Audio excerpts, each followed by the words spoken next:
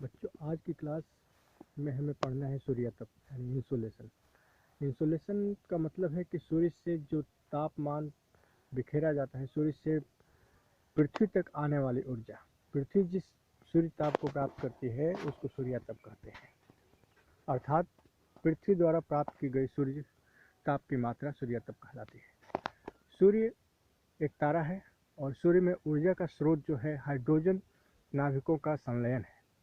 दो हाइड्रोजन नाभिक जब एक दूसरे से संलयित होते हैं तो भारी मात्रा में उष्मा ऊर्जा की उत्पत्ति होती है। यही उष्मा ऊर्जा विकिरित होकर सूर्य के चारों ओर बिखरती है और इसकी प्राप्ति पृथ्वी को होती है।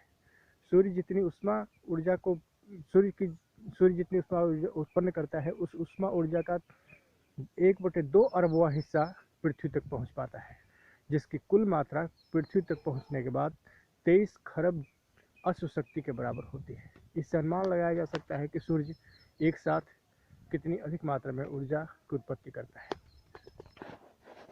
पृथ्वी को प्राप्त सूर्य तप की मात्रा 5 कारकों पर निर्भर करती है। पहला है कि पृथ्वी से सूर्य की दूरी, दूसरा है पृथ्वी का अक्षीय झुकाव, तीसरा है दिन की अवधि, चौथा है वायुमंडलीय दशा और पांचवा है पृथ्वी का वायुमंडलीय स्थिति।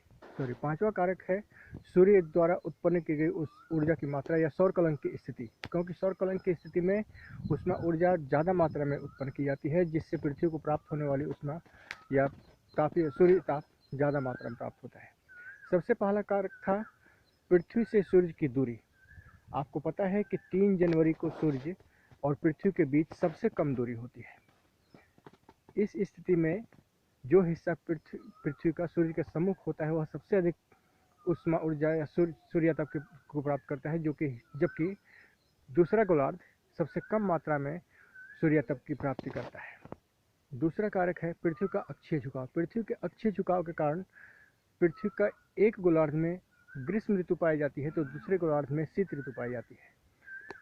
अक्षीय झुकाव के कारण जो हिस्सा सूर्य के सम्मुख होता है वहाँ ज़्यादा सूर्य ताप की प्राप्ति होती है, जिसके कारण ग्रीष्म ऋतु पाई जाती है, जबकि विपरीत हिस्सा कम सूर्य ताप की प्राप्ति के कारण शीत ऋतु का अनुभव करता है। पृथ्वी से सूर्य की दूरी की स्थिति में सबसे दूर की स्थिति अपसौर और सबसे पास की स्थिति उपसौर कहलाती है। पेरिहेलियन और एपेहेलियन। पेरिहेलियन मतलब पास पास और एपेहेलियन मतलब दूर दूर। पास की स्थिति में उष्मा ऊर्जा की प्राप्ति सर्वाधिक होती है, जिसके कारण पृथ्वी का वह हिस्सा ग्रीष्मकाल का अनुभव करता है, जबकि दूर का हिस्सा शीतकाल का अनुभव करता है। तीसरा सबसे महत्वपूर्ण कारक है आपतन कोण की मात्रा। सूर्य की किरणें जब लंबवत होती है तो सर्वाधिक उष्मा प्रदान करती है, और यही किरणें जब तिरछी होती हैं तो अधिक दूरी में फैले होने के कारण सबसे कम मात्रा में ऊर्जा प्रदान करती है। यही कारण है कि कर्क रेखा से मकर रेखा के बीच प्राप्त उष्मा की मात्रा या सूर्य तप की मात्रा सर्वाधिक होती है, जबकि ध्रुवीय क्षेत्रों में प्राप्त सूर्य तप की मात्रा सबसे कम होती है। और यही कारण है कि ध्रुवीय क्षेत्र सालों भर हिम के क्षेत्र होते हैं। यहाँ सालों भर बर्फ का निर्माण होता है। चौथा सबसे बड़ा कारण है वायुमंडलीय स्थिति। अगर वायुमंडल की पारदर्शिता सर्वाधिक होती है, जैसे वर्षा के बाद की स्थिति में, तो प्राप्त सूर्य तप की मात्रा भी सर्वाधिक होती है। अगर वायुमंडल में प्रदूषित कणों, खास करके धूल कणों या एरोसोल की स्थिति अगर ज़्यादा होती है तो प्राप्त उष्मा की मात्रा सबसे कम होती है। इसलिए वायुमंडलीय स्थिति बहुत अधिक निर्भर करता है कि सूर्य तप की मात्रा कितनी होगी। दूसरा, प्राप्त सूर्य तप की मात्रा वायुमंडलीय कणों के गठन पर निर्भर करता है और उनकी प्रकृति पर निर्भर करता है, क्योंकि सभी कणों द्वारा अवशोषित सूर्य तप की मात्रा अलग अलग होती है।